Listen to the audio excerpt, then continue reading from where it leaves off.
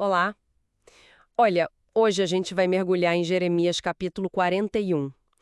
Estamos ali em Mispá, sabe? Um tempo depois da queda de Jerusalém, Gedalias, que os babilônios colocaram como governador, está tentando manter alguma ordem. Aí a cena começa com Ismael, filho de Netanias. Ele era da linhagem real, um oficial do antigo rei. Chega com 10 homens para uma refeição com Gedalias. Parece que tudo tranquilo, né? Uma reunião pacífica. É, parece.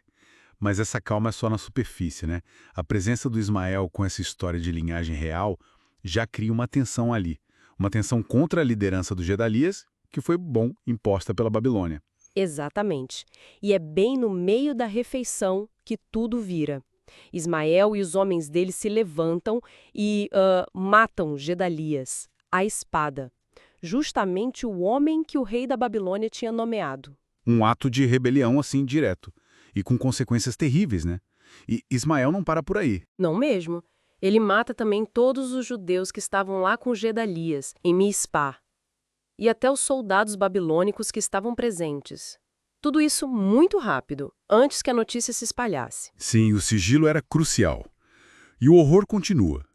No dia seguinte, antes de vazar a notícia, chegam 80 homens. Vêm de Siquém, Siló, Samaria.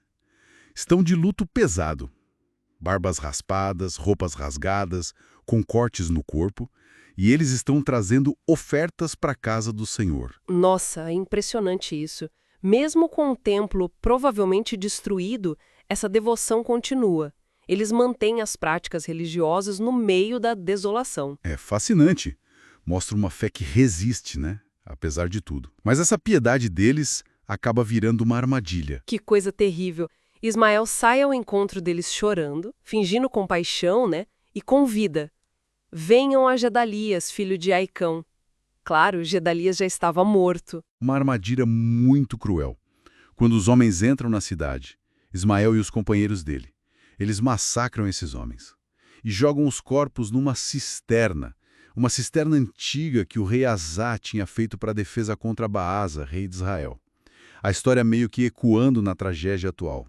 E aqui a coisa fica interessante de um jeito sombrio. 10 desses homens conseguem escapar. Como? Eles imploram para Ismael. Dizem que tem trigo, cevada, azeite e mel escondidos num campo. E aí, diante da oferta, Ismael poupa a vida deles. É. Isso mostra a pragmática brutalidade do Ismael, né? Ele busca poder, busca recursos. Se tem benefício material, ele até poupa vidas. Depois disso tudo, Ismael captura quem sobrou em Mispá. Inclusive as filhas do rei, figuras importantes. Todo mundo que Nebuzaradã tinha deixado sob os cuidados de Gedalias. O plano dele era levar todo esse pessoal para os amonitas. Buscar ajuda justamente nos amonitas, que eram adversários históricos. Isso mostra o isolamento do Ismael. Ele se queimou com a Babilônia e com boa parte do próprio povo. Mas a notícia dos crimes acaba chegando a Joanã, filho de Careá, e outros oficiais do exército. Eles juntam seus homens e vão atrás de Ismael. Alcançam ele perto do grande açude de Gibeão. E a reação dos cativos quando veem Joanã é imediata. Eles ficam alegres, abandonam Ismael na hora e vão para o lado de Joanã. Isso deixa claro, né? Ismael não tinha apoio real, só controle pelo medo.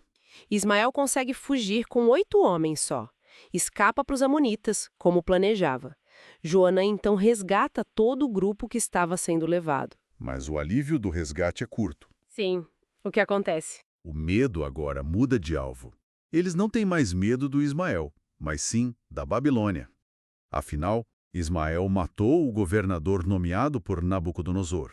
A retaliação babilônica podia ser terrível, né? Podia cair sobre todos. Entendi. Então, por causa desse medo da vingança babilônica, Joaná e todo o povo tomam uma decisão drástica. Eles decidem não ficar em Judá. Partem, param em Jerutiquimã, ali perto de Belém, com a intenção clara de ir para o Egito. Essa fuga para o Egito, que na Bíblia é um lugar de refúgio, mas também às vezes de afastamento da vontade divina, encerra esse capítulo tão sombrio. Jeremias 41 nos dá um retrato muito duro da Judá pós-conquista. Não é só a opressão de fora, mas a traição, a violência brutal entre compatriotas e o medo profundo que leva à fuga. Sim, a instabilidade interna acaba agravando uma situação que já era dificílima sob o domínio estrangeiro. Com certeza. Isso levanta uma questão importante, né? A narrativa expõe como essa luta interna pelo poder, essa desconfiança mútua, pode ser tão ou até mais destrutiva que a própria opressão externa. Fica a reflexão, sabe, sobre como as comunidades lidam com o vácuo de poder, com o medo, especialmente em tempos de crise extrema, a fragilidade da ordem e as escolhas que o desespero força.